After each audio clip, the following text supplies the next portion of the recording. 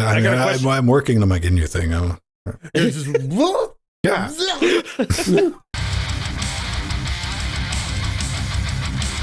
And welcome back to another Linux Gamecast Weekly, the show that covers the latest Linux gaming news, reviews, how-tos, and most importantly, whatever the hell else we come up with. I'm Vin, that's Jordan, that's Sandrew, and together with you, Shot Realm Dynamic, helping us form Cha-ching, Cocaine, Voltron, still hadn't gotten taken down. Who owns the rights to Voltron? Sandy, you know that. Toei Animation, I believe. Really? Own the rights. Yes. DreamWorks was licensing it for a while, right? For the Netflix show. Did they finish that out? For the Netflix. Yeah. Yes. Did they just put an end to it? Yeah, the ending was very disappointing. They wrote themselves into a corner, and then they they were did? like, yeah. See, I saw the information like the, what is it, Castlevania Nocturne series 2 is coming out? Yeah. Yeah, but me and Jordan had like the same feel on that. We were always like, no. If the show was just about fucking Belmont Mommy, I would be down. But I don't care about the children. Dude, I really don't.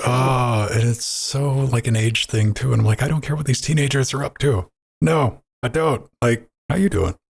But okay. No, the first episode opened strong as hell with his mom, right? Yeah. Yep. Yeah, and I was like, okay, if this is what it's going to be. Then it turned into like, anyway, we're going to be talking about Linux and games here in a minute, but we've been trying for like the better part of an hour. And we are. Listen, we're just taking a break before we go play poker, apparently, and old man Vin's going to get wrecked. Looking forward to it. He's going to lose his pants. I am, man. I am. I'm going to lose my blue mug. What have we been up to, dude? I was thinking about you, Jordan, because. Oh no, that's never a good thing. You know what? I needed some Jordan spirit for my misery this week because you might not know, Jordan did a lot of work with Raspberry Pi 1. Yes, back in the day. With Fedora. And I was like, thinking about that and you being tortured with that was letting me get through it, because I was like, if Jordan could do, I was like, if you built this shit in the cave, I was like, if Jordan could have dealt with this with a single core Raspberry Pi with 1 gig of RAM on a SD card that probably wrote like, what, 5 megs a second, maybe. We had like half a gig of memory. That was like, I think that was one of our best boards for a while. I've been writing a lot of SD cards I am trying to get familiar with an ecosystem for the Rockchip 3588 that was handed to me for multiple reasons. And it's just one of those things. I talked about that Orange Pi last week, and it was like such a disaster. And if you follow along in like Discord, I'm like, at some point I just like, F it. I'm just not going to make any money off of it or anything like that. But like somebody needs to make a guide for this thing, because it's ridiculous how many different sites that you got to cherry pick stuff, and it's like just random Ubuntu PPAs that are not searchable. And you're like, oh, here's the thing that was linked on page 6 of the forums that fixes the thing. Here's this Google Drive link. Oh, wait, no, you need the Chinese copy of it. Yeah. The differences between like the vendor kernels and the 612 and mainline, then Collabora, I'm blaming you. This all started because in that Collabora presentation they did at the XOR conference, they showed Quake 3 running on Vulkan on a Rockchip 3588. And I'm like, I want to do that. No good reason. And my journey began. And getting that up and working with the Orange Pi inside that ecosystem, I got it. Not only that, I got emulators working. I tried last night to get RPCCS,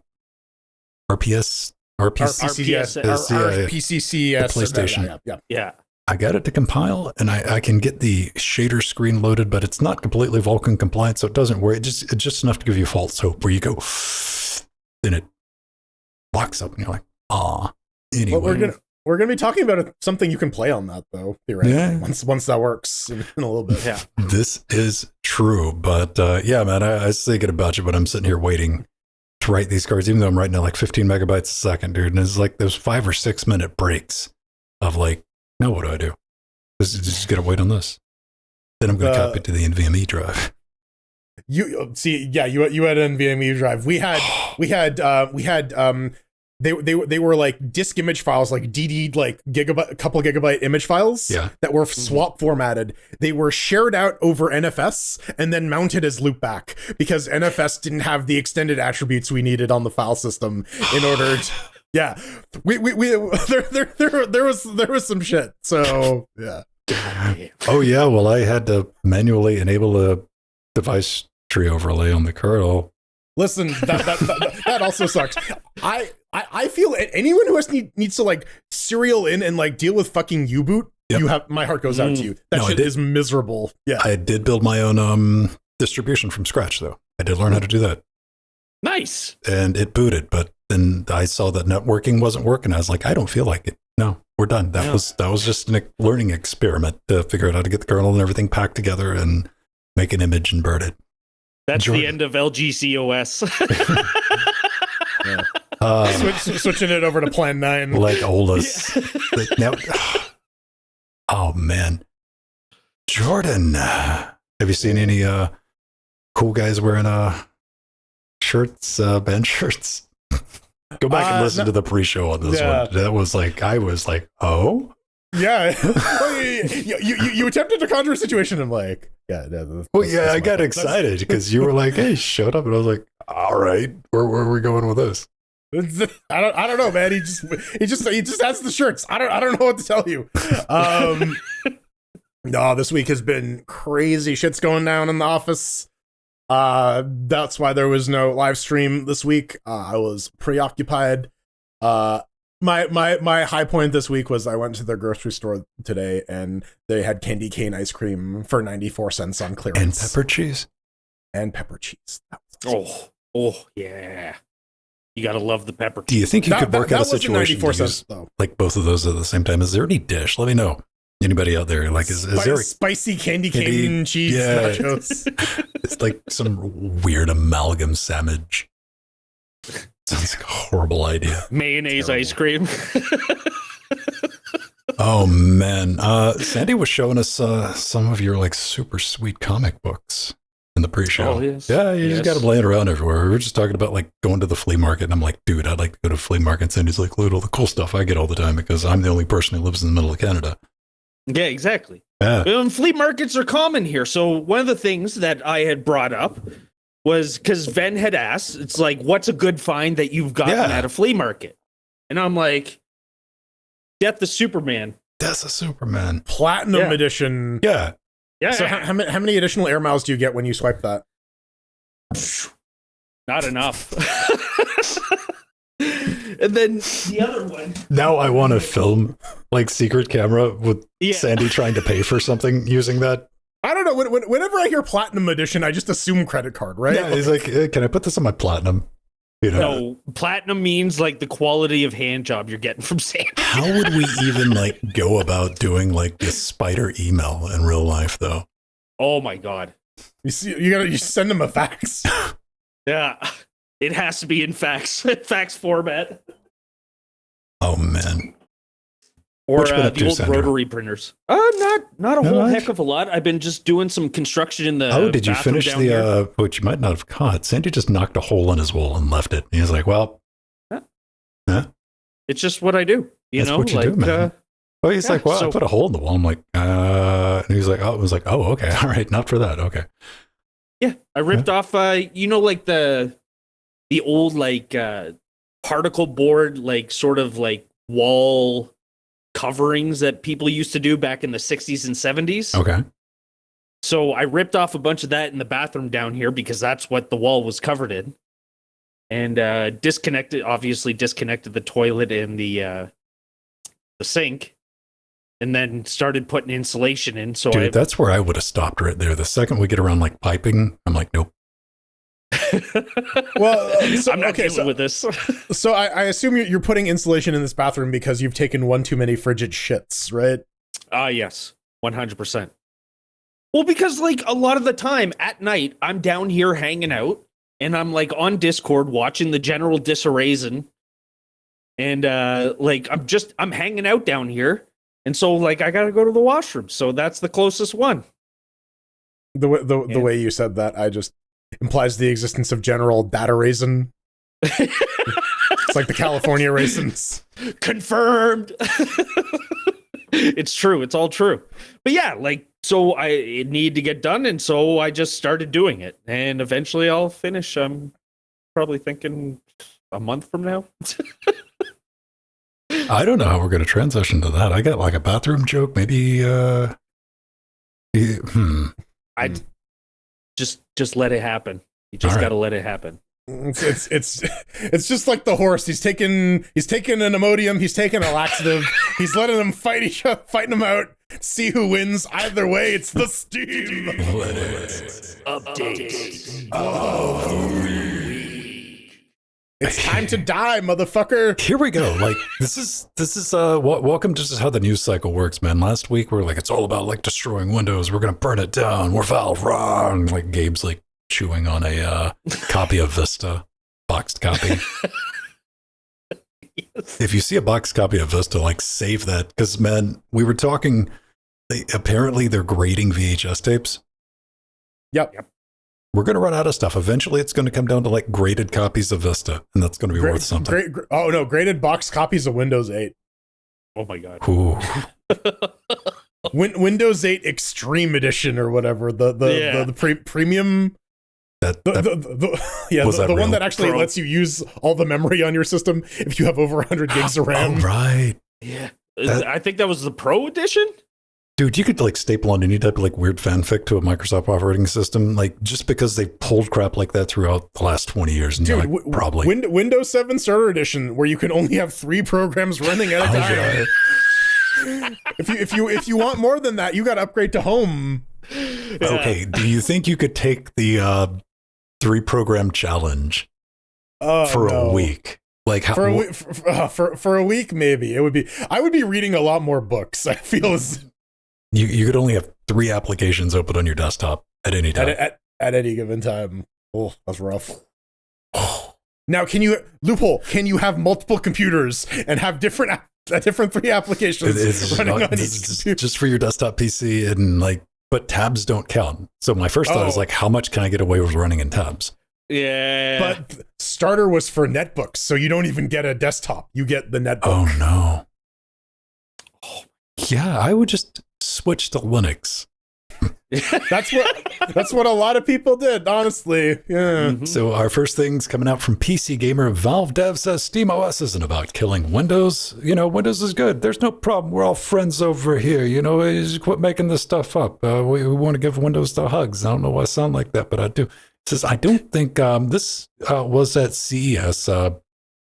Mr. Griffas did a bit of an interview, and it was a French language, but they got a little bit of a translation. He said, I don't think the goal is to have a certain market share or to push users away from Windows. And I wanted to throw that down because I've been trying to communicate that very poorly for years, but I don't know a better way to say it. And I like having somebody at Valve going, yes, because you see should you switch to Linux for gaming? And I'm like, that's a dumb question. I personally think that's a silly question. If you're happy with your, if everything works for you, I'm not going to tell you that you're going to have a better gaming experience on Linux. No, you're going to get to run Linux, and that's going to be awesome. That's going to be dope. You're going to get to learn all this new stuff and do all this other cool stuff. And you can still play your games, is the way I've always tried to frame it. And that has never seemed to catch on. I feel people tend to deal with this in sort of absolutist framework of this is best. There is no room for nuance in terms of if you value these things, being able to use your computer in this way, then Linux is a better platform for you. If you don't really care about this, then you're probably better suited with a Mac or a Windows computer. Yeah. And reading through this interview, it's the very bizarre philosophy of make good shit and let it speak for itself.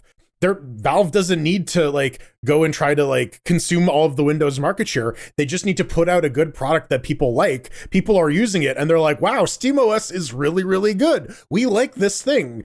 There's no push for free yourself from the PC hegemony. Here is another way to consume your games. And and honestly, that's all Valve gives a shit about. If you think about it from a purely business perspective, they just want to maintain their ability to sell stuff to people. And maybe you need to build an operating system to do that, because Ben's going to bring up. No, hang on. I went down that same... your thought process completely sound. I'm like, yeah, Valve wants to be what Microsoft claims they want. They're like, yeah, we just want to be everywhere, man. We want you to be able to buy the Valve stuff. Then I remembered Macs. where Valve's like, get wrecked. We don't want your money, you filthy Mac users. Well, and that one, if you listen to like the Burger Becky interview where she was talking about how she did the back port for Half-Life and it was done, and then but like the Mac gaming people were like, yeah, we're not gonna, we misquoted you, we said 500,000 copies and not 5,000 copies, right? Which was the actual sales. Isn't it like such a strange tale to tale? Because, you know, Jordan and I, like way back in the day, were we even doing like, or it might have, I don't even know if Linux Gamecast had started when Portal came to Mac, when Steam was launched on Mac. I think we were doing it at the time. It was like right at the very beginning. We might have just been hanging out on like Google Plus. Yeah, because I remember the Phoronix article where they're like, oh my god, this startup script on Mac has a reference to Linux. Could this mean something XYZ? Yeah. Uh-huh.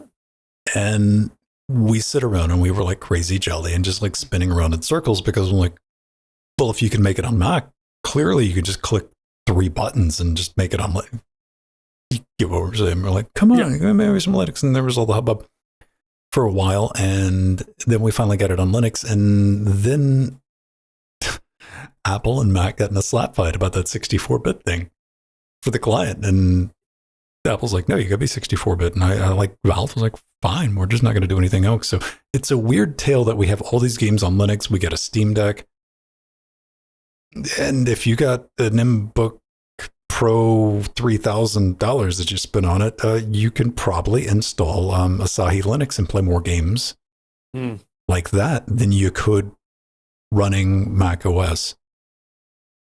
100%. 100%. I don't know, Sandy. Are you about to run out? Well, I mean, Rosetta exists. You can like run quite a few apps that you couldn't on. They just pushed out an insider's build of Rosetta that lets for Parallels today that allows you to run Linux and Windows. Huh. But apparently, that's really cool. on the brand new Mac, the M4, I guess, or M3. Yeah. M4. Windows M4. takes 9 minutes to boot. Oh wow. That's funny. I can't wait until we get to the M5 so people can start making Star Trek jokes. Oh God. Dr. Daystrom, what's happening? Why are our ships blowing up? What about? Yeah, I don't know, man. Like, yeah, we can all get along. Like, if you game on Windows, that's cool. Like, have you ever tried to like change anybody? I get that out of my system like back in like the early 2000s because I went through that phase of like, I'm going to convert people over to Linux, and like, so I think my main issue is when people tell me I want to get into computers, I want to get into computer programming, I want to get into like hardware servers. The first thing I say is then you need to install Linux on your computer and you need to start learning it because this is the best way to acquire all of these skills. Mm-hmm. And I think that's about as much evangelism as I do in regards to this. Because like, yeah, at the end of the day, you're ultimately limited by the software that you need to run for your particular function. If you're a graphic designer, you need Photoshop. If you're like an architect, you need a CAD program. If you're a physicist, you need your physics program, right? Like, and you need to go where that software is. Otherwise, you just can't do your fucking job. So I'm not gonna fault people for that stuff. And at the end of the day, this is a luxury hobby. It's a fucking computer. I would just encourage people to like, be aware of the level of dependency that you're subscribing to when you get a Mac, when you get a PC, because you're basically at the mercy of Apple and Microsoft. And they don't have your best interest in heart. They don't. No, they love you. And your money. But do. Yeah. But at the end of the day, you just want to play some video games, go buy an Xbox. It's fine. Yeah. Okay. Yeah. See, that's going to be like the thing right there, man. Like, if you just want to play the video games, go buy an Atari Lynx. Get an Xbox. Pay your $12 a month for Game Pass. You're great, right? Like, you're gonna not have any problems. Yeah, Sega Genesis. Just get a Sega Genesis. Super Nintendo, Sega Genesis. But listen, okay, so one of the things, like, I think you guys can both agree, I am a passionate guy. You guys can agree to that? Is that a fair statement? Okay. like I would say I was definitely an evangelist for Linux all the way up to like say 2014. And that was after the Steam machines. You should have like passionately looked into the camera and like the incident. The incident, you know. Which was the Steam machine, as you were saying. Yes. We all remember the incident. One of the things I realized was with the release of the first SteamOS was that there still had to be so much work that had to be done in terms of just getting more functionality of games, whether it be like, because I was always about, we need Linux native games. And then when Proton came out, even now I'm kind of like, native games would be really nice, but Proton does a pretty damn good job.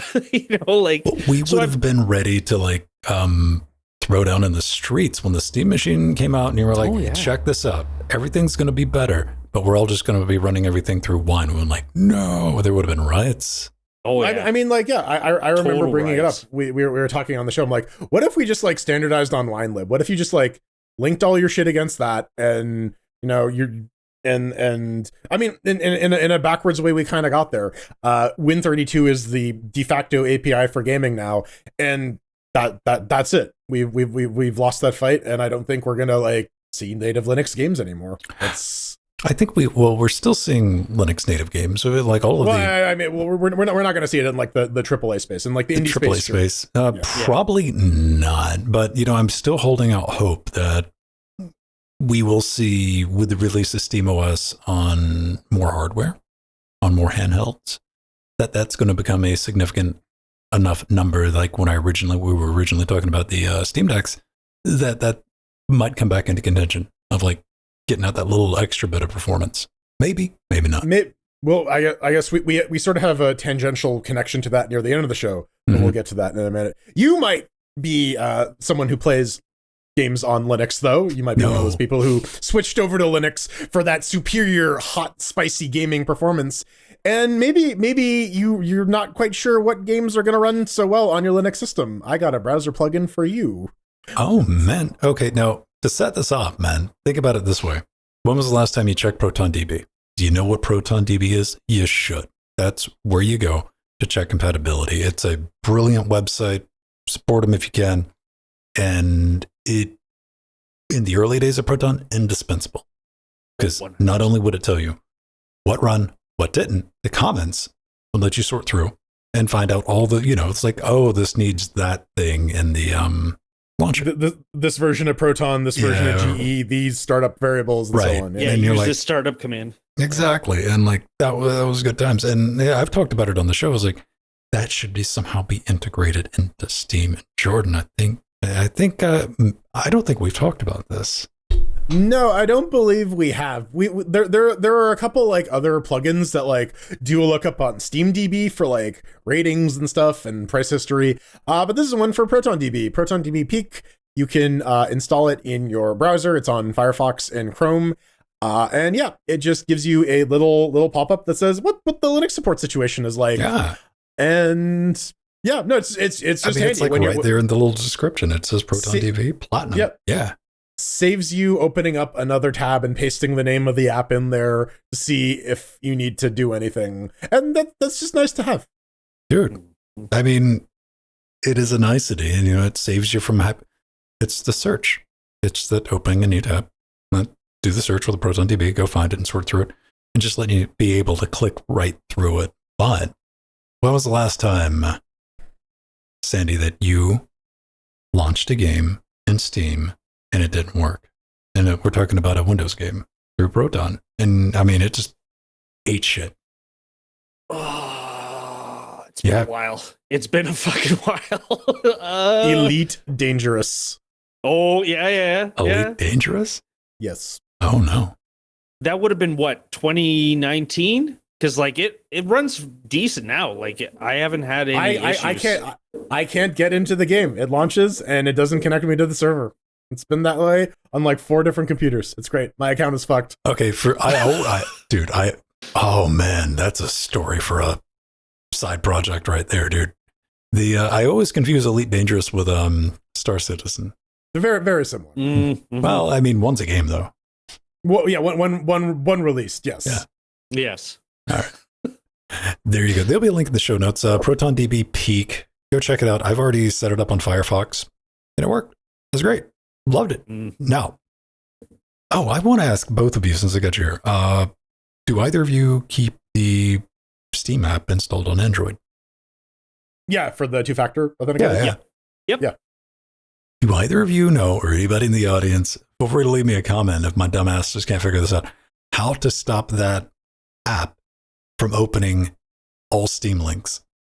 Because that app is sluggish. Yes. And I just want to go to the Steam store if somebody posts a Steam link in Discord, and I hit that and I'm like, boom. Then I'm like, oh God. All right, fine. Let's wait. Yeah. Oh, here it comes. All right, hey. Yeah. And here's the page. Okay. Yeah, I definitely don't know. I've been smacked with that while I'm sitting on the toilet trying to fill out show notes. So, yeah, if anyone knows, I would appreciate that as well. Yeah. Yeah, I just don't open the links for my phone. I've kind of avoided opening up any Steam links on my phone just because the app is just terrible with how it handles those links and the load time. Yeah, but you gotta love that app. That app pays for itself every time you take a picture of that QR code to log in. Yeah. Oh no, 100%. It is the best QR code scanning experience I have ever fucking seen, and that is weird. You catch the corner of that, and it with your phone. It's like, it's got tricked, dude. It'll be logging in by the time that you're like, hey, I need to. All right, sure, cool. And put you down. Yeah. I don't know what black magic they use, but they got to open source that shit, man. Man, do you think we'll ever get an open source client? Probably not. Probably not. No. I don't know. Valve, you're not that cool. Let's start. Well, what about some DOS games? You got any of those? Oh yeah. There's a new one that just. Did you put all these in here? All these old ass games? I did. All right. Old ass man. Yes. Yeah. So the latest DOS conversion through Hamster RPG game creation engine. The latest has just come out. It's called Sword of Jade. The Parallel Dreams. They say it's a lengthy fantasy role-playing adventure based around a day-night cycle. See, now that reminds me of the old JRPGs, man. Yeah, this is straight up Final Fantasy. Yeah, it's an active time battle system. I actually picked it up just to give it the old once over. It is definitely very much an active time battle system with anthropomorphic characters.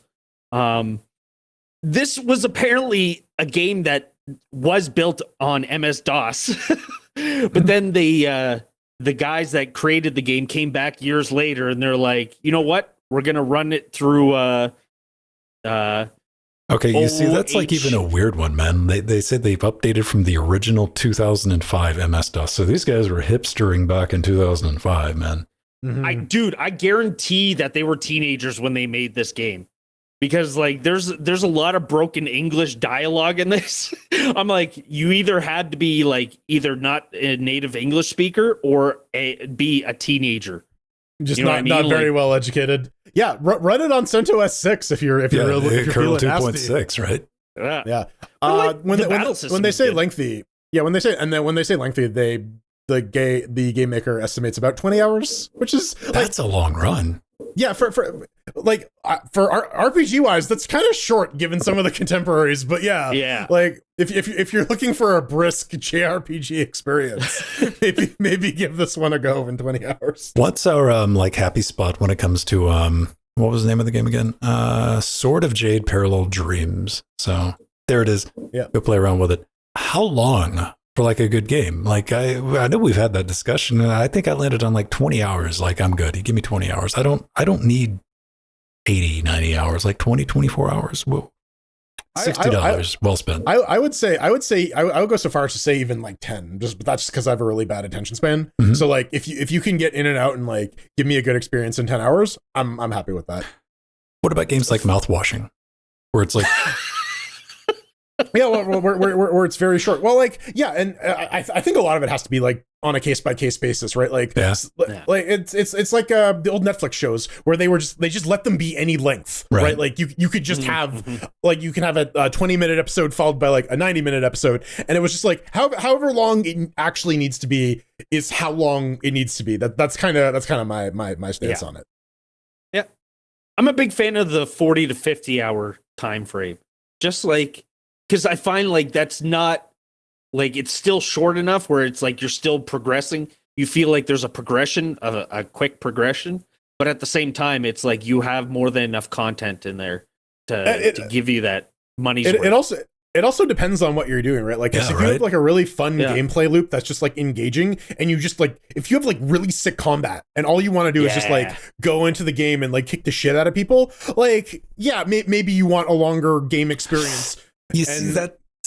I think I would go the other way with that because like every time, because that's my genre, you know, give me a good spectacle brawler, like, you know, Bayonetta is my example there. Yeah. And like, I think that's probably like, you know, 12, 14 hour game. And like, I'm exhausted at the end of 14 hours. And I'm like, all right, I'm good. I've been button mashing, dude. I'm out of button mashing. Give me some story. Yeah. I think it depends on the genre, like the type of genre that you're kind of playing is what really dictates. It really just depends on like the goal of your game, right? Like if it's supposed to be a long narrative experience, sure. If it's going to be a very, very tight, like or if it's going to be like one where you want to speedrun it, right? Like you want to cater to speedrunners. The actual length of the game is like maybe an hour if you play it normally, but that's meant to be like whittled down and down and down and down and down and down and down as you like optimize your path, right? So very, very, very, very, very determined, very, very, very based on what the game is. I don't know, but I do like brawlers. On the first brawler that you played, first time you saw a brawler, probably like a Final Fight or something like that in the arcades back in the day. The first one I have any clear memory of playing is the Power Rangers one on the Genesis. Okay. Yeah. There was a Power Rangers beat 'em up. But anyways, this is Vigilante. Vigilant, okay. Arcade. Karateka on the Commodore or the Apple. I'm like trying to remember like all the way back in the arcade days. I think there was a Vigilante machine was like the first, you know, just that linear. Sure. Final Fight, Streets of Rage, just But this is School Hero. This is a game where somehow as a new person in school, your girlfriend gets kidnapped because you've got one before the school year started, I guess. And you got to fight a bunch of weebs. So if you ever want to take out your frustration on a bunch of anime lovers in Ash Ketchum hats and some Naruto pants, this is the game for you. The sprites do look like they have a lot of character in here, and based on the reviews, people are saying that like it's a pretty solid beat 'em up for like a one-man developed game. So yeah, like looks pretty cool. Oh no, this looks completely well done. Yeah. I'm definitely picking this up. We wish it had the thing. Yes. Yeah. Well, yeah. It doesn't have any multiplayer period, so like no couch co-op or anything. So I guess this is intended to be a single player experience. But yeah, you want to have your friends in there. You want to be. We were playing fucking Teenage Mutant Ninja Turtles. I couldn't see what the fuck is going on because of all the goddamn explosions. It's great. That's what you want. No. See, you're pointing out the flaw in this. That way, I can't throw you under the bus for me not being able to. For me getting my own dumbass killed because I wasn't paying attention. Because I thought that my character was actually your character. Was your character. Right. And like, and the problem is you think you're doing good too for a minute. You're like, wait a minute, that's not me. All right. It's like, wow, I'm kicking ass. One of the bosses is straight up Elvira in this game. That's hilarious. Oh man. And apparently there's a what? Okay, Moon Knight. It goes places. I'll give it that, man. Yeah. School Hero. $3.99 too. Was that TN? Wait, what? I think in the trailer. Oh, there was a guy who looked suspiciously like TN. With the mustache. Okay, all right. But yeah, like I can guarantee the developer was probably like, I just don't want to deal with the networking. So he's probably just like, you know what? Either that or he's an introvert. Just the craziest introvert. He's like, no.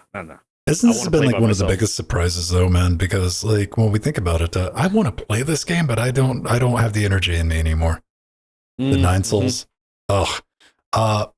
during the whole dark times, when we were all confined to our residences, didn't we just naturally assume it would make sense that everyone would start focusing on multiplayer? Yeah. It's just kind of a default thing that you would expect. But again, this is a one-person jam, and they're like, man, I ain't got time for that. I think it did kind of happen with like the popularity of stuff like Lethal Company and like extraction shooters, right? Like that is a very, very, very multiplayer centric like genre that emerged out of that. It is. Out of that era. So this looks the business. I mean, it looks like it's not like a lot of times we'll see the like half finished like conceptual, but like this looks like it's got a beginning, middle, and end to it. Like there's a story going down, and it's well done. Someone cared enough to do like actual character design in this. Which, yeah.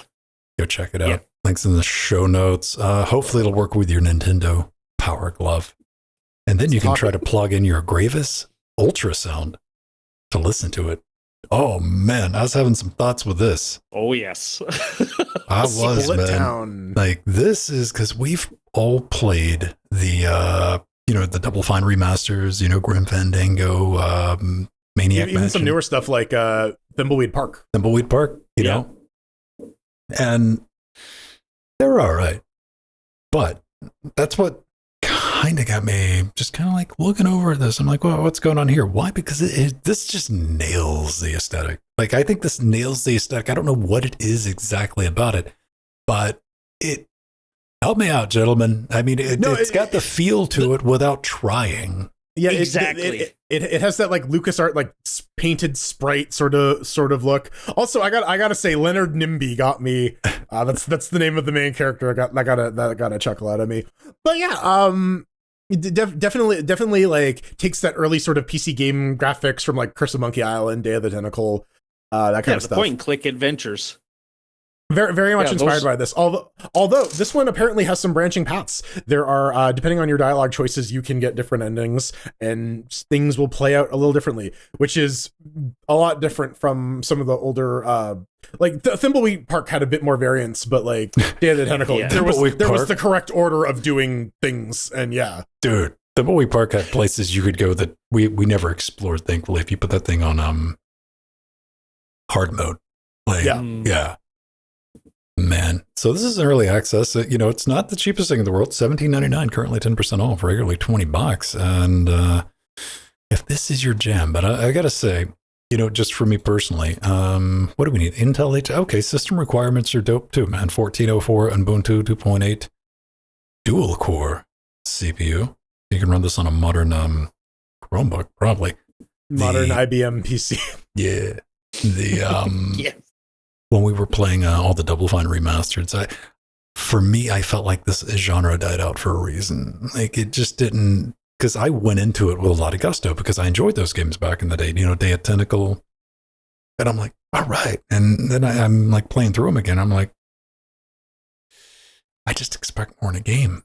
Then Thimbleweed Park kind of mixed that up a little bit, but that was just Thimbleweed Park sold me more on the story than anything else. With like the insane clown and no positive. I think like, but I think the DNA of adventure games have carried forward quite a bit. Like I'd point out Half-Life 2. There's a lot of like weird Sierra logic in there when it comes to like the physics puzzles and whatnot, where it's sort of like the logical extension of like you had to do the item matcheroo because the game engine limited you in what you can do, but in something like Half-Life, you can actually go and like engage with and manipulate the world, or stuff like Breath of the Wild. I feel there's a lot of that sort of adventure game DNA in there. It's just kind of evolved beyond the original point and click nature of it, right? Yeah. No, absolutely. Kind of like the police quests. Yeah, like you were saying, the old Sierra games, police quests, space quests, like all those. I'll tell you a true story about Police Quest. I think it was like Police Quest 2. I had a copy of it, but I didn't have the security thing for it. I remember that. Like 5 or 6 times, I think I played it up to that point. Because there was like a good, like, maybe hour of gameplay right there. And I never got by. Oh, yeah. And like how the map was like all with the dots, and you had to have the red lens in order to even look at the map of the city, just to get anywhere.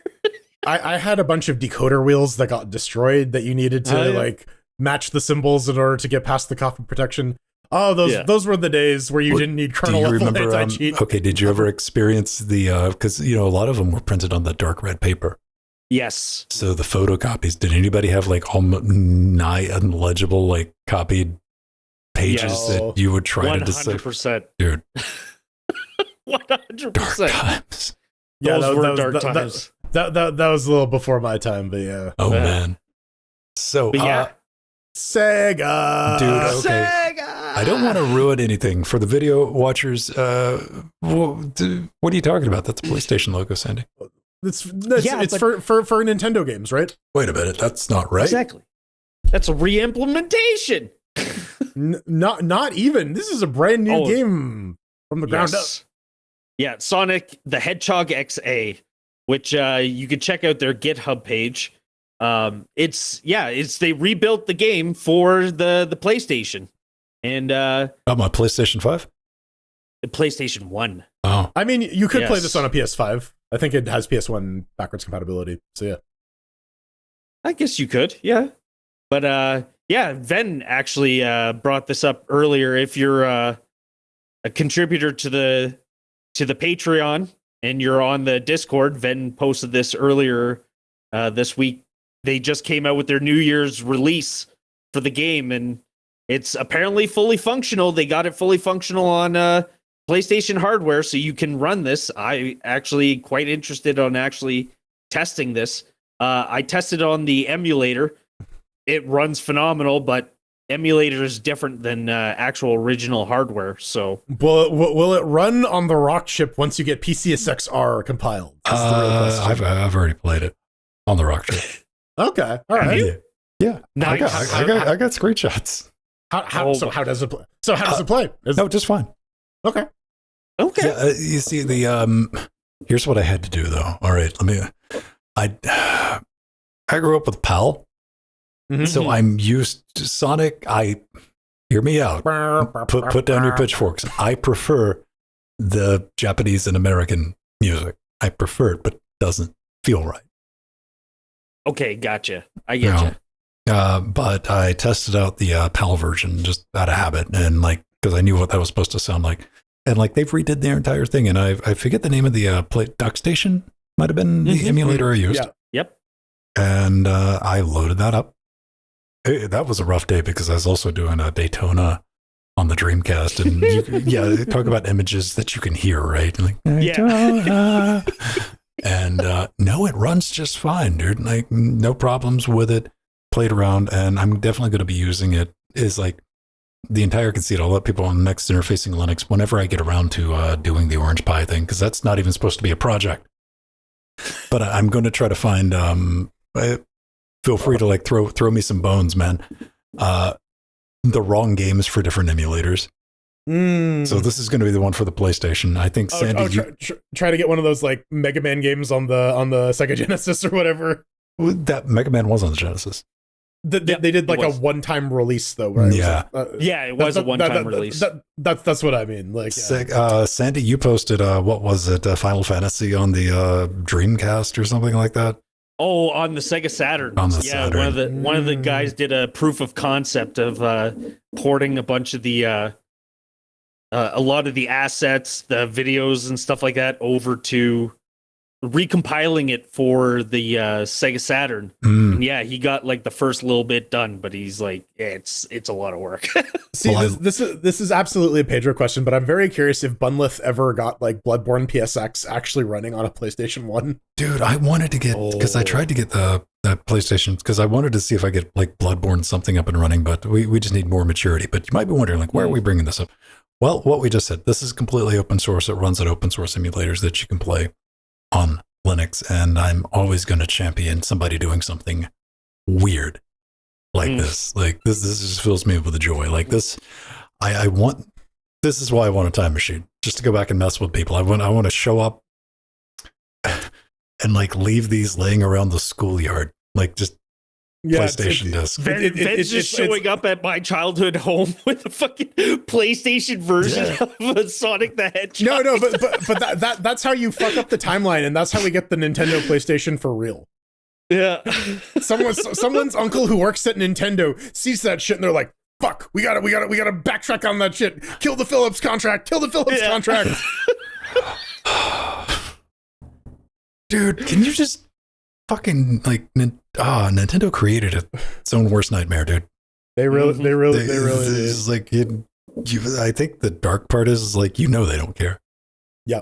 There's like fucking whatever, or Nintendo. Here's a Switch 2. Are you gonna buy a Switch 2, Sandy? No. Why? I don't know. I'm fishing around with people. I'm like, who's gonna get one? And in the world of like, because when that Switch 1 came out, that was kind of it. You either bought that or some boutique little like $500-$600 thing. Now that we have Steam Decks everywhere and we have like Steam Deck knockoffs. Hell, we even have like a Lenovo handheld coming out, right? There's potentially an Acer one coming out. So like, there's competition in space. Yeah. And I think like and the Switch was very important in that regard because it showed that like people do want this. This is a thing that like sells like gangbusters. So worth pursuing. No. Okay. What if Apple invents a handheld gaming device, invents the market for handheld gaming? No. Yeah. I mean, they kind of did low key with like iPhone games. Oh, they with did, the iPod. I just want the Apple presentation where they're taking credit for inventing the handheld gaming. Oh yeah, on the Newton. Yeah. Hey, we got good news, everybody. If you, it's Ven's favorite game, 3.0 edition Dungeons and Dragons. You guys. Hey man, listen, I was thinking of you fucking nerds when I threw this in because I thought it was kind of a big announcement, man. We're talking about GemRB and its ability to play Icewind Dale 2 from start to end. No more of that squishy, floppy midsection. No sir, no ma'am. And another thing that I threw in here. Part of the changelog, which kind of caught me out of left field when I was reading through it. They're like, oh, you know what? We're going to get rid of the SDL1 back in. I'm like, did you just leave that in there for funsies? If like you're sitting around with a multi-monitor setup and you just wanted to relive that nightmare bullshit of like, hey, let me enable that. Whoa, look at how my monitor's cutting off randomly. Oh, 100%. This is like, fuck, we still have SDL1 code in here. Oh, get rid of that shit. Dude. I mean, how long has it been? Because like, okay. We're on 3 now, baby. Like, yeah, the multi-monitor situations. Like I've had multi-monitor since the femtosecond I could afford it. I've had multi-monitor, just because it's so cool and very useful and productive and all the other fun stuff you're supposed to say. Also really cool. And like SDL1, when you'd open up a game to this day, like, yeah, dude, you maybe. Because like usually all the screens would go blank and you're like, here we go. Let's see. And sometimes it would be nothing, but every now and then it might come up on the wrong monitor, what Jordan was implying, in the middle of the 3 monitors. And that's where its forever home was. Like you're only unplug the other monitors so that the game can't figure has no choice but to. And like now we have game scope too. So like it's a double fuck you, right? We have the ability to just force a display of whatever resolution we want to the game. What other games were on the Infinity Engine? So that was the original Baldur's Gate 1, Baldur's Gate 2, Icewind Dale 1, Icewind Dale 2. I believe the original version of Diablo was also built on the Infinity Engine, although they moved on. It was like heavily modified afterwards. Basically just like the and Planescape Torment, obviously. But yeah, so I've been keeping an eye on this project for a while because I love those old games. I play a lot of Dungeons and Dragons, and I'm wearing a fucking Dungeons and Dragons shirt, right? Like, fuck yeah, you are. Surprise! I'm shocked by this. Surprise. Yeah, so having the ability to run this on like any platform, because this is SDL based, so it works on Android, it works on Haiku, it works on Linux, it works on Windows, and it works very, very well, especially now for Icewind Dale 2, which you couldn't complete on release because it was broken. So, good on you for that. It's just on those little handhelds. It's just good to see. I like that these games will continue to exist far into the future. Like the enhanced, like they're also trying to make this work with the Baldur's Gate Enhanced Edition as well. She looks fierce. Oh, Dude, yeah, the weird, bizarre, ugly people that came with the portraits, and just trying to find one that like vaguely matched what your character was, until you realized, oh, there's a folder that I can drop my own pictures into and import them in the game. Oh God. Yeah. That was the first thing I did after I created a character. I was like, oh shit, that's that Nokia thing, isn't it? Yeah, Oh yeah, That's that's the intro to Baldur's Gate 2. Yeah. No, this is good shit. Love seeing it. Good for them to have an update. They almost have BG2 Enhanced Edition working. Still very, very broken, but you can also play regular Baldur's Gate 2 perfectly fine with GemRB. So enjoy that as well. How does there was a long time between Baldur's Gate 2 and 3, right? Yes. Oh yeah. Yeah. Like really long time. A couple of months. Yeah. And about a week. A couple decades. All right. Did Baldur's Gate 2 have multiplayer? It did. Oh, yeah. It was over local, GameSpy. It was over GameSpy. Yes, GameSpy. Yes, I forgot about that.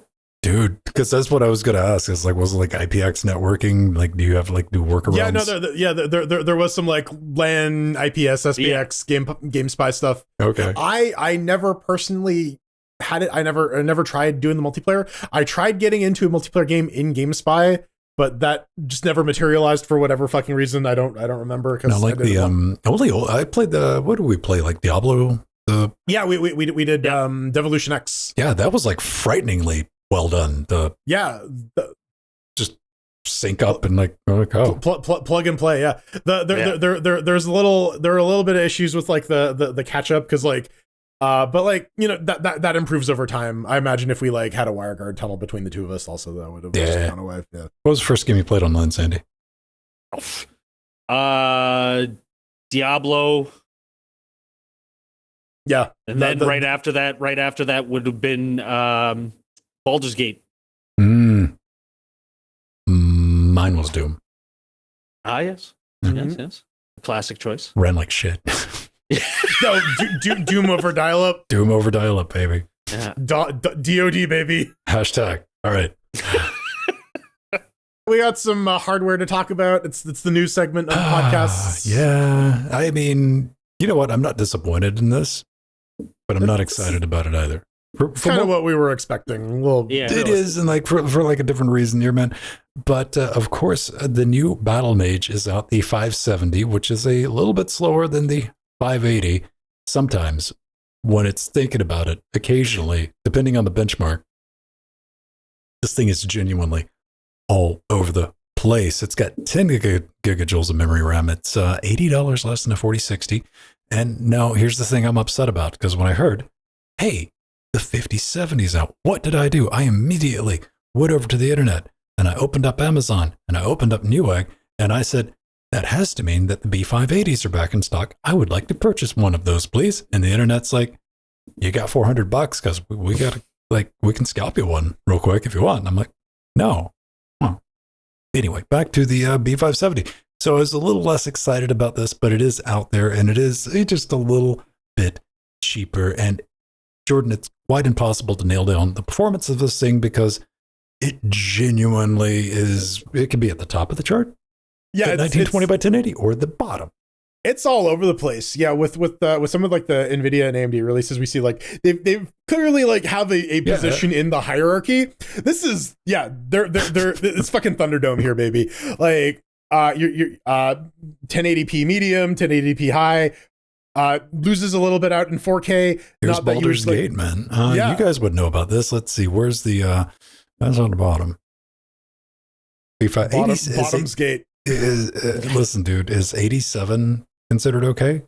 Yeah, for 87's good. 1080p Ultra?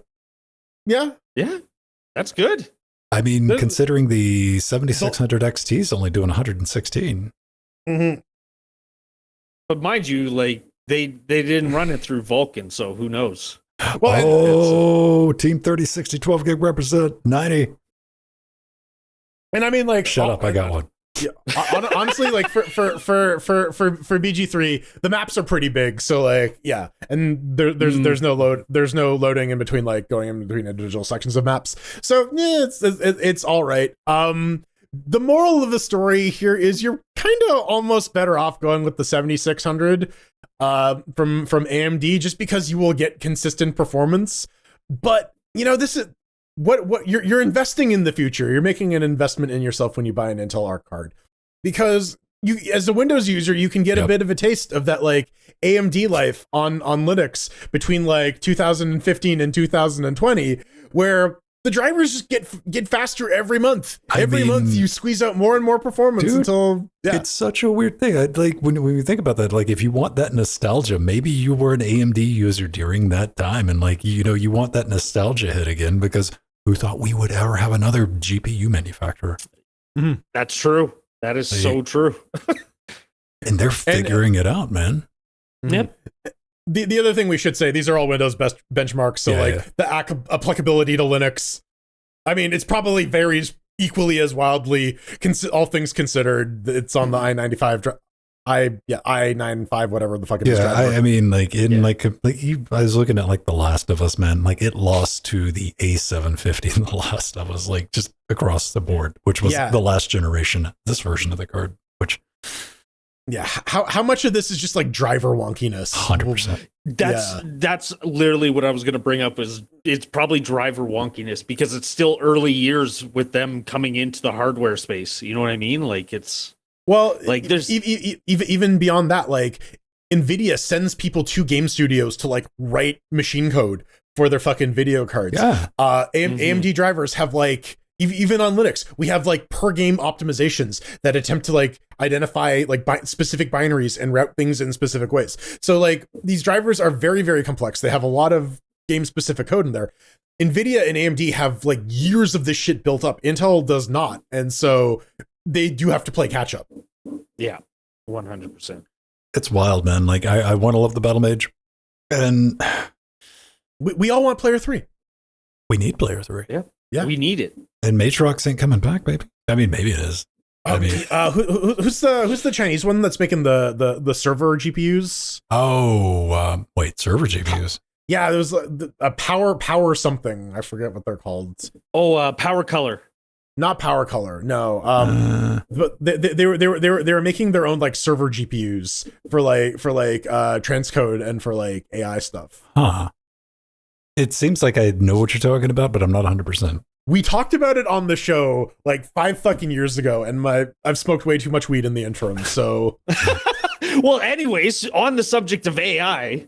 Yeah, dude. Sony, man.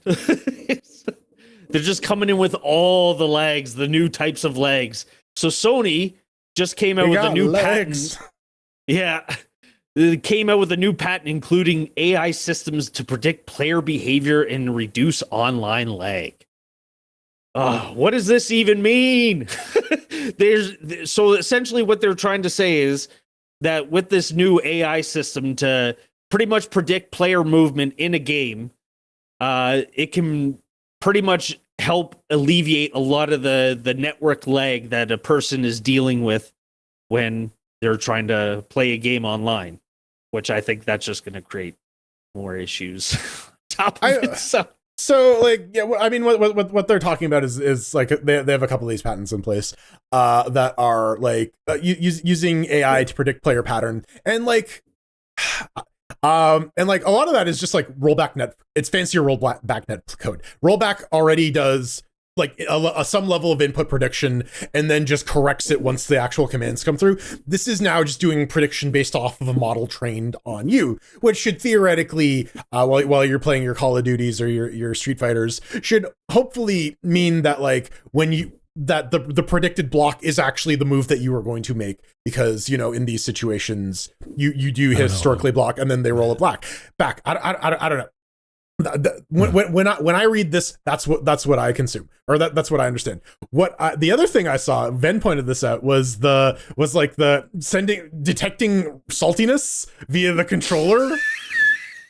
I'm like, I don't know how much I need Crash Bandicoot telling me soothing platitudes when I suck at games. But like, then I thought about it for a second, and like, I have a very unhealthy relationship with failure in games. And part of that was because I never really had the tools as a child to deal with it. So, you know, maybe this is the thing that we need to stop children from like snapping their controllers. If Crash says, it's okay, you're doing great, keep trying at it. I don't know. Maybe that's what we actually need. That's the long-term fix. How do you predict, network-wise, how do you predict what is essentially unpredictable? Like, I don't know if the AI is going to be able to adjust it. Like you said, like, at least with the rollback netcode, it was based on the input that you had already put in. Whereas this, it's going to try to predict it. It's like... But that is what rollback is doing. It's making an educated guess and then rolling it back once it gets the actual information, right? Yeah, but doesn't it get the information after you've already put in the input and then predict how far based off of that input you're gonna go? I think there's two sides of it, right? Because there's like the other person who is getting the predicted input before they get the actual input, right? Like that. Okay. Yes. So like if every player has a model based off of them, then theoretically there should be fewer mistakes and therefore fewer rollbacks. I don't know. I haven't looked at the technology. I don't know if that's how it actually works. When I read this article, when I go through their patent, that's the thing that pops into my mind. Like I said, there's definitely applications here that I can see are useful. But whether or not this is going to be some sort of transformative piece of technology, or if this is just Sony like attempting to get like an Apple style patent on something to say like, well, we have this down. None of you can do it without paying us. Give us money. Yeah. I don't know. Hey. Yes. Yeah. Hey, welcome back. Welcome back. I don't know. Like my preamp was just like, hey, do you need some stress? I'm like, sure. That's awesome. But no, in my defense, I was enjoying listening to you guys discuss this, and like, Jordan, you even brought up like the gun attachment. Oh yes, they do mention that in the article, and I find it hilarious because I have one of the thumbnail images I have is me going like, it's a gun, stick them up. Yeah. But they're actually making a controller to like attachment so that you shoot using your controller like this, and I don't, and like part of me, my inner 8-year-old is fucking screaming, going yes, finally, and my inner 35-year-old is going, fucking dumb as hell. This is gonna suck. I don't know, man. That's wild. But let's just get back to the like AI lag input, because that's something I ran into when it wasn't called Stadia at the time. It was just like the Google streaming beta. It was a closed beta. Google Stream, wasn't it? Or whatever it was called. Yeah, something like that. And it was bullshit too, because you guys didn't even get it up in Canada for the closed beta. Strider and I had it, and we had Assassin's Creed Odyssey to play around with. And so that AI predictive thing, they had a working version of that I really didn't notice. I remember talking to Jordan about it way back when, and I'm like, yeah, you could tell it's kind of doing something, but I mean, it's not in your way. Until I tried to play it with keyboard and mouse. Then I was like, no, then you could feel it. Because it was it's trained on a controller, right? Like it's not trained on. No, and you don't rollback netcode, dude. Those people fighting games, man, always bringing up the rollback netcode, and they're like, "You got rollback netcode?" And I'm like, "Bro," and I was like, "No, we ain't playing. We're not playing unless it's got rollback netcode." And I'm like, "It's tic-tac-toe, homie." Tic-tac, roll it back, run it back, baby. Just do your damn turn. Man. I wonder if there's a competitive tic-tac-toe scene. Hopefully not. It's a solved game, so probably not. Yeah. But don't tell them that. Good news, everybody. Jordan, we got a little bit of a present, kind of. We're a little nosy. We're like, okay, well, that's good to know. Reddit has been going downhill pretty substantially for the past couple of years, but sometimes there's still some nuggets of good shit in there, like this thread from r_Linux_gaming. And this person says, hey, I used to be a GOG Linux fan, or whatever the guy's name was. I was one of the engineers who was working on the GOG Linux implementation way back when in 2014. 10 years ago? Oh God. And yeah, does anyone want to hear some stories? And so, all right, I read through the thread. A lot of people were like, oh, did people actually give death threats and so on and so forth? A lot of stuff was not very useful. The interesting tidbits I got was each game's contract actually needed to be amended to include a wine or dustbox wrapper, and most folks didn't actually bite. The actual reason they were using wine was just so that they could. GOG's policy was to like have a single executable, and wine was the best way to facilitate that. The Linux support was absolutely a direct response to Steam. They were going, oh fuck, we need to get something on board, and then they didn't really invest in it, to the point where Galaxy on Linux is quoted from one CD Projekt executive as being is not even worth covering the hours of a single engineer. So it goes to show you that they were really just trying to get something out there.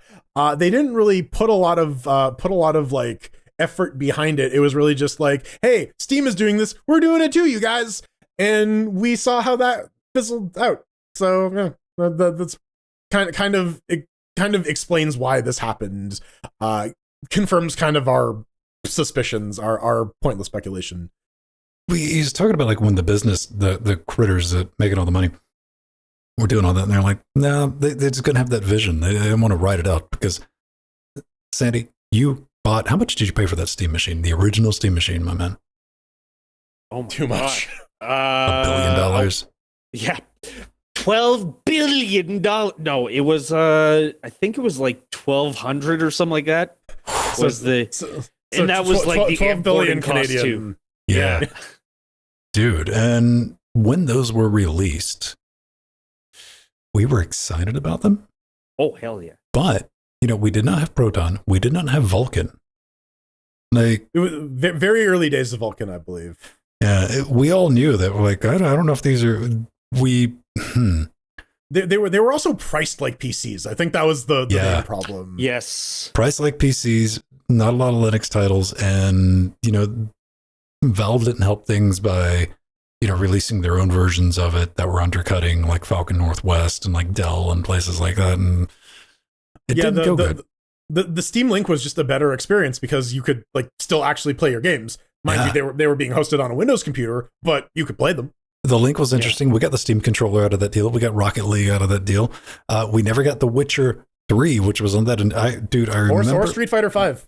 Or Street Fighter 5. That's another good point. Mm-hmm. There's probably some more titles in there that we've just selectively chosen to forget about to minimize the trauma. I want to say Darksiders. Because that seems like we were supposed to get a Darksider or something, doesn't it? They showed a screenshot. They're like, yeah, no, this is Ubuntu running Darksiders. And then they never finished I was supposed to be on the beta test for Street Fighter 5, but they did it like at the worst possible time. They did it for like, I think it was like 4 hours on a Saturday during the holiday season. Oh, dude. And they're like, oh yeah, guys, you have to be here for this. And they did not like advertise it. They didn't say anything. There was no preemptive like, hey, just as a heads up, we're doing the beta test for Linux users.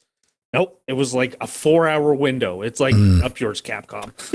Well, Hard Penguin says, you know, they launched the Steam machines and GOG looked around and like, well, that didn't make much money from anybody, did it? And I'm like, no, not really. And so like, while he was at GOG, even after that, he was like, the entire Linux, if we've been wondering what's been going on with Linux at GOG, it was basically just on live support. It was him, like keeping things wrapped up and just like kind of running and all that in the background. We knew that your process for getting your Linux game on GOG was send this dude an email, right? Right, basically. Yeah. And he's like, okay, I'll take care of it. And the thing is, what do we think about this? Because nobody would have faulted Valve. In fact, I don't think any of us did. We were like, well, you had to shoot your shot because the Steam machines flop. There's no way around it. Like those went nowhere. We got the Steam controller, which arguably didn't do well, but hey, it's a good controller. Got the Steam Link, was kind of interesting, got some ideas out of it. And we're just like, well, we tried. Valve could have just said, you know what? We tried Linux. That was a cool experiment. Spurred on by Windows 8, mind you. When Windows had a store. Well, they were, everything, wasn't that the idea though? Am I remembering correctly that you were going to have like all the games Microsoft store inside? Well, Well, they were also trying to like retire Win32 as an exe format. They were moving on to UWP, which was like their Windows Store version of APK. And there was a bunch of stuff in regards to that. Like the DirectX available in that was not the same as DirectX available on some of the other platforms. And it was like, oh, you build it once and it'll run on your PC and your Xbox and your Windows phone. And right about that Zoom. Time, old man Gabe walked her out. He's like, oh, we're going to put this on a Macintosh and maybe a Linux. And like, having options is a good thing. But what I'd like to think, if like GOG had kind of like stuck with it, had a little more vision, would there be a market here in 2025 for a retro style Steam Deck, something for your good old games? Like they could have their own, or just does that take Valve type vision backed with Valve's ability to not have to answer to like shareholders or anything I think definitely the latter. It takes Valve type vision and Valve type money to pull something like that off. Being able to like, we're not going to see a return on this for 10 years, but hear me out. And again, like we talk about the Steam machines and the SteamOS like they were failures, but here's the thing: failure is a very, very important step in solving problems because you need to know what doesn't work in order to sift out what does work. And the stuff we saw about it was like, the response to Steam machines: hey, there's no games. So we need to invest in Proton so that problem goes away. People like this controller, but they want more of a traditional controller. Okay, when we release the Steam Deck, let's include all of these features, but still make it include all the buttons that traditional controllers have. So these are all they're failures, but they're informative failures. And I feel that like a lot of industry has shied away from failure for the sake of like, no, you need that hard data of this will not work. I mean, listen, the Steam machines had to die in a fire in order for the Steam Deck to only occasionally catch on fire. Mm-hmm. Well, hey, it's a better love story than the... It's still good. It's still a better love story than the 3090, which actually did catch fire. Yes, dude. Yeah. Dude. Another thing that was brought up, if you want to blast from the past, you could say CD Projekt's Red's first attempt at making a game available on Linux was The Witcher 2. Which I don't think any of us realized immediately, but we were playing it. I remember when it released and we were just talking, I think we were on IRC at the time. And I'm like, this thing's crashy as hell, dude. Like it was only running for like a few minutes at a time. And like, I forget who all was playing it. I eventually just bought it and like started. And I was like, man, this thing is just crashing constantly. Turns out it was done by virtual programming, which it was a wine wrapper and it wasn't particularly good. It wasn't even a wine wrapper. It was their proprietary version of it. Was Eon. Yes. Oh yeah, Rohit's throwing that in there. All right, good catch on that. And it was bad. Like bad. Well, and they the guy in the thread talks about this where they're like, yeah, they were kind of like not pleased with the response of The Witcher 2's release on Linux, and so they're like, well, if they're gonna give a shit, we're not gonna release stuff on Linux anymore. He was like, we got a lot of hate for that. And I was like, well, as you damn well deserved. Exactly. Right. It wasn't the wine so much. It was the game was not playable, man. Yeah, but I think. We definitely had issues with like if they said that this was a wrapped version of the Windows game going from the outset. I feel people would have been a little more generous about this, but they're like, no, native game. Yeah, right. Yeah. I mean, Jordan, Sandy, maybe I was like you because I didn't know virtual programming existed, and then we find out about that. Then I come to find out. Then I head over to the Mac forums. I remember reading the Mac forums about virtual. And it was like, oh yeah, they've been cocking up Mac ports for a decade. And I'm like, oh okay. That's what they do. Yeah. Another thing I want to bring up, because of course Witcher 3, if you don't know, was supposed to be one of the launch titles for the Steam machines, and it just never materialized. This gentleman says he never heard anything about it. So, because there's probably some background scuttlebutt between like Valve and CD Projekt. Because the other thing too is that, and he does bring this up as well. GOG and CD Projekt are like very separated entities. You maybe saw the execs, and you may have like seen some people, but they were all very siloed. I'm working on my GNU thing. Okay, so Ben, I got a question for you, brother. Raccoon coming for you, brother. Man, I lost my shit. I completely forgot they did that to him. And DBZ abridged. Just turn him into a wrestler. Yes. Oh, I loved it. I like how his theme was the Doom song, E1M1. Yeah. Ben, I got a question for you. Did he not know about Witcher 3 coming to Linux or supposed to be coming to Linux, or he just did know about Witcher 3? Instead of like specky guessing, let's pull up the Reddit thread. Pull up the tape, man. Let me see. Primary sources? What the fuck are you going on about? What is this shit? Here we go. To quote, is it true there is a Witcher 3 Linux port done ? From Primont91. I haven't even heard of this. Oh, light. Okay. Light. Oh, I hate looking at Reddit in light mode. Oh, it hurts. It's painful, but video listeners, I'm sorry. Yeah, and that's our one hit on Witcher 3. That's like I said, very very siloed operation, but it's fun to see these sort of like things after the fact. If you want to come on the podcast, like our history, yeah. Oh yeah. Come on, Dish. Listen. I will change your voice. I will pixelate your left eye. We'll set up like the PNG tuber thing. Yeah. It'll be Goggy the GOG. No. I want to do the blurred face, but I want it to be delayed, so it's never on him. Yeah. Him or whoever. Like, hey, if you got war stories like that, like you've worked like in the last decade, dude, hit us up. We'd love stuff like that. Yeah. Love to get you on. Fuck yeah. Yeah. So if this gets to Hard Penguin, we'd love to have you on the show and just like shit talk. Hear about it, man. Cool. Make him look like Clippy.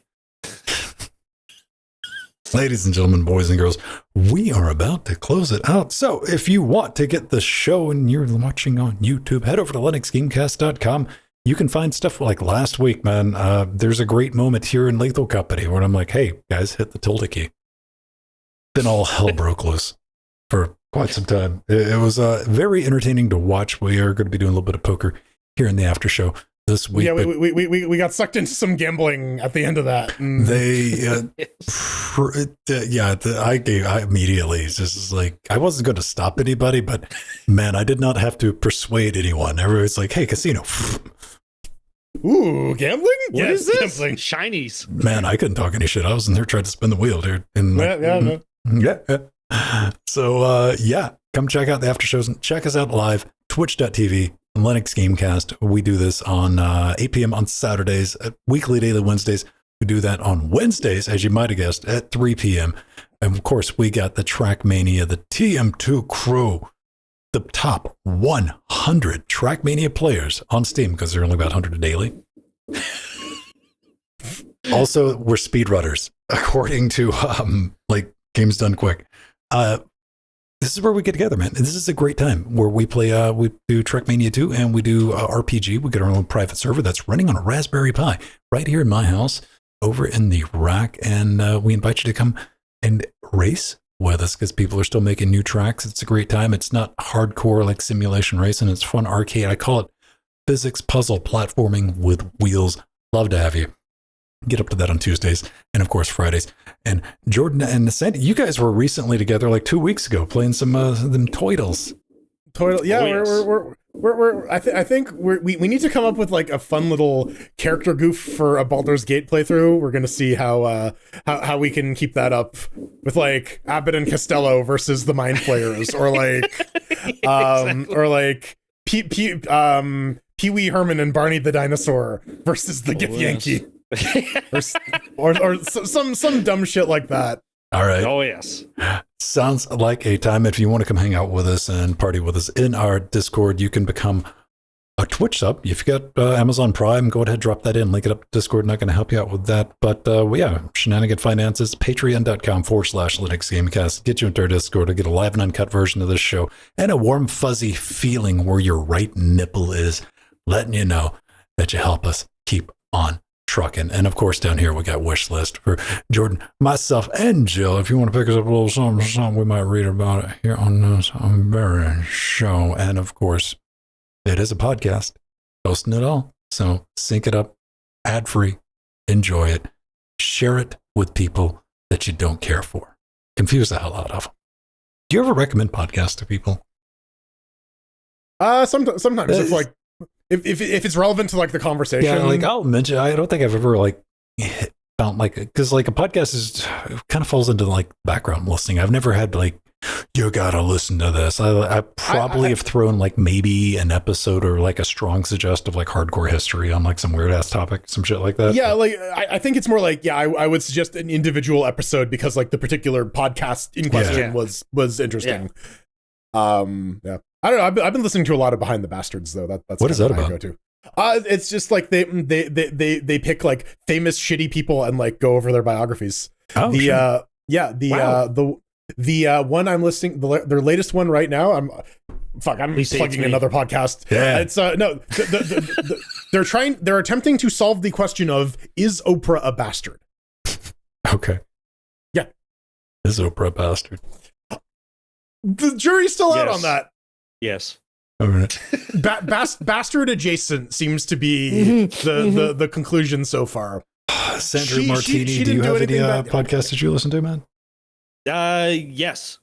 And do you listen to podcasts like on a podcast? Like, because man, it used to be back in the day that meant that you were listening on your iPod or maybe your Android device. Now it's kind of lackadaisical. It's like, oh yeah, I listen to the podcast on YouTube or wherever. Oh yeah, like Spotify, YouTube, SoundCloud, like. But yeah, the one that I normally tell people about is this one. All right. It's usually if it's like if I'm in an argument. I like that. Good. I want everybody to bring out that strong shill energy. Yeah. Yeah. But it's usually about something that I'm arguing about in terms of gaming. Mm-hmm. And I'm like, and you guys so happen to come out with an episode. You're citing our arguments about it. You're on the losing side, man. No, it's a winning side. It's a winning side. I don't care. It's a winning side. It's the wiener side. Jordan, you got to confuse your enemy. Yeah. It's the Gish Gallop, right? You just give them a flood of bullshit that they can't refute. They spend more time trying to counter all the other shit before they can get to your actual point. What was a Wookiee? Do it on Endor, right? If Chewbacca lives on Endor, you must acquit. Damn straight. Yeah.